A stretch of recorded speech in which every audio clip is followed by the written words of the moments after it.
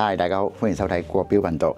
今日咧就嚟同大家講下呢一款上海嘅經典將軍錶。咁相信大家可能都有聽過，或者係比我更加熟悉。咁甚至乎屋企已經有一隻喺度噶啦。咁今日嘅呢一款致敬嘅將軍系列咧，就翻咗3個新成員啦。咁如果大家係上海品牌將軍錶嘅 fans， 或者係中意一啲潛水款式嘅話咧，咁你就可以考慮下呢一款啦。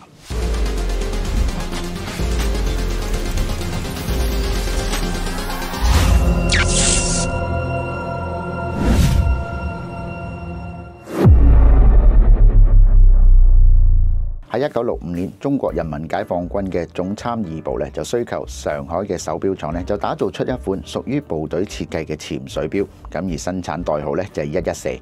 而今次嘅上海錶復刻帶有114經典元素嘅致敬系列將軍錶咧，咁再次咧就呈現喺大家嘅眼前，搖身一變啦，成為咗升級嘅現代版。而今次咧就加入咗3種唔同嘅顏色，嗱咁同以往着重沉實低調嘅感覺就好唔同啦。咁反而咧就大膽玩創新，用咗一啲鮮豔嘅粉紅色啦、白色同埋呢一個綠色，就將將軍錶原本低調嘅風格咧，完全咁扭轉晒啦。咁再睇真啲，每一款嘅錶盤咧，除咗顏色唔同之外，咁而質感咧都各有特色。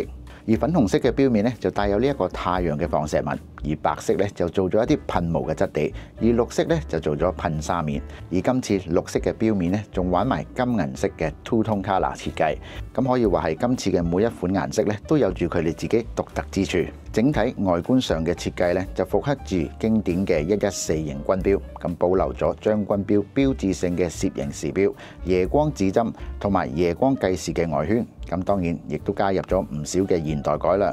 咁而錶面由以往嘅亞克力膠面咧就升級為拱面嘅藍寶石玻璃，咁防刮耐用。咁而外圈咧就由之前嘅金屬錶圈咧就改為今次嘅陶瓷錶圈。錶盤印住中國製造同埋28鑽。